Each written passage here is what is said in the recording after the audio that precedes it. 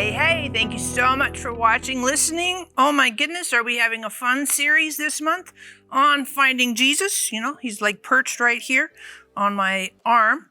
Used to be I'd have a shoulder surgery, I had to wear a sling, and I would like perch things on. And so I was like, why not perch Jesus? And all that to say, we can find Jesus in all kinds of places, situations, experiences. And so thank you so much for watching. Of course, I want to invite you to subscribe. Watching and listening, subscribe, whatever, because we have really, really great content on this channel, and it's really, really helpful and fun and gives you a little bit of food for thought. And as I'm talking about this series, we're looking for Jesus in this Christmas season. And I think with all the festivities, right? We all have parties and wrapping and you know, all kinds of food and stuff we got to do, decorating things, and with a lot of hustle and bustle to this season. And I just want to encourage you to, as you pause maybe to watch, listen to this, that sometimes it's interesting how we can find and look for Jesus. And I bring this to your attention because I think a really interesting example of this is in Matthew chapter 2, verses 1 to 12. And in these verses, we read about the wise men who come from the east, and they are searching by the star for the newborn king. I really find these gentlemen very fascinating, and I think there's a lot of relevance for you and me in their journey. And I'm letting you kind of think about this with me, because these wise men, also called magi, they were from far away. They were from, we might know as modern day Iran, possibly Persia, that far. And as you think about them, they have been educated. They're wise men, right? So they have training, upbringing, they studied stuff, and they're intelligent. In some ways, they're philosophers. You know, magi, we get our word magician, but they're very educated men. And in their education, part of their education was recognizing a star that would lead them to a newborn king. So when these wise men who were far away saw the star, they knew from their training, hey, that's noteworthy. Hey, we should follow that star because that star will lead us to the newborn king. So they were willing, based on their education and training, to take that journey. And when you think about that journey wasn't like, hey, you pop on a little jet plane and whip over to Israel. They're walking. So they're going to take a minimum of a couple weeks, possibly a couple months, to make their journey based on following the star all the way to Jesus, the newborn king. But as they're watching the star, I just want to ask you this question. When do you see stars the most brightly, the most evidently? Do you see them during the day or during the night? Well, that's a self-evident question. You see stars most clearly at nighttime. We know that the stars shine in the daytime. We know that because they don't like turn off in the day, but you don't see them as well in the daytime. You see them based on the contrast of night and darkness.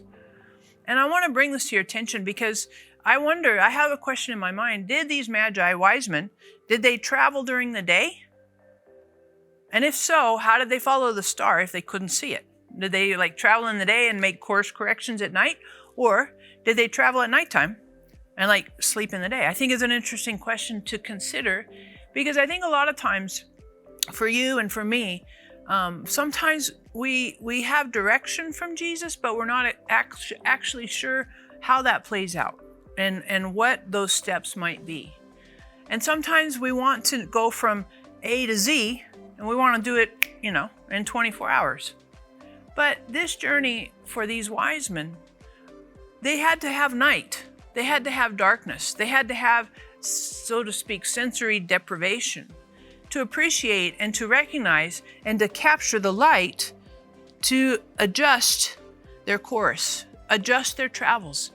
And I would propose to you that sometimes when we go through dark seasons, that can help calibrate our focus on Jesus more closely and more tightly. The other thing is this journey didn't happen instantaneously overnight. No pun intended. This journey happened over the course of several weeks, couple months.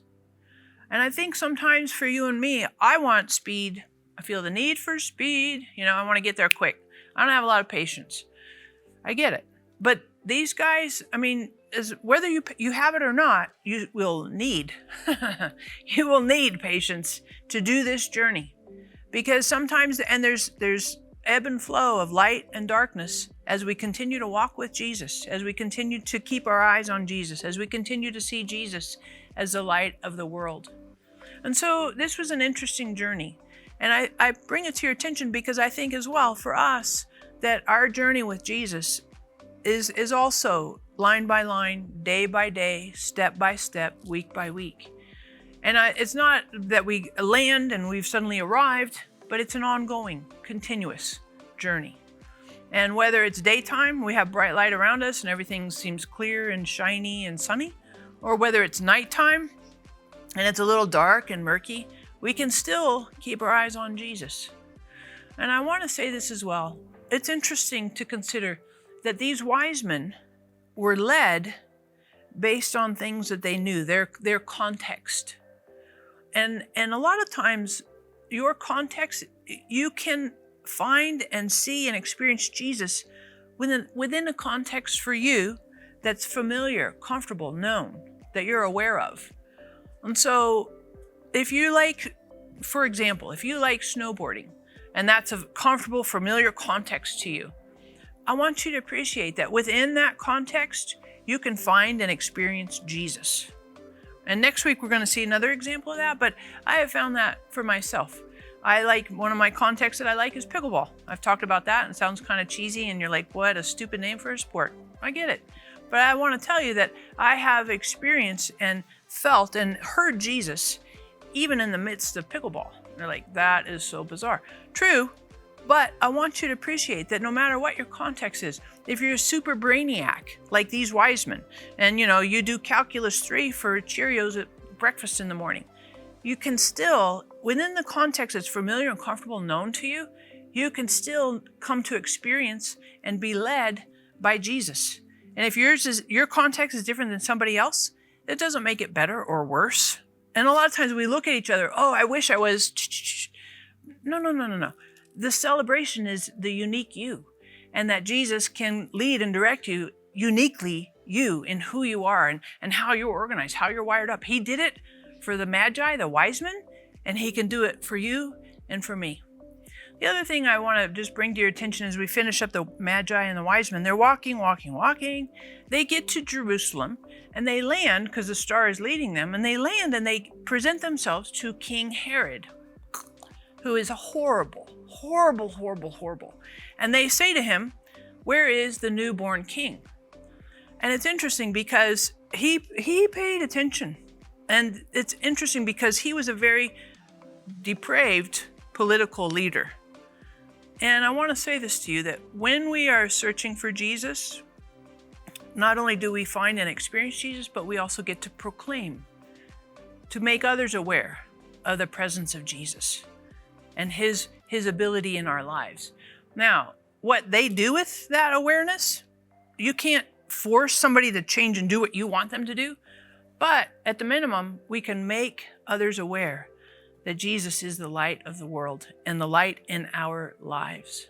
So I just encourage you in this season, thank you so much for subscribing, and that we find and keep looking for Jesus. Make sure you hit the notification bell right there, because that keeps you posted when we put up new content. Thank you for subscribing. And here is an interesting question for you to answer as we finish up this time together. What's one of your favorite contexts? A context can be a hobby, an activity. What do you like to do?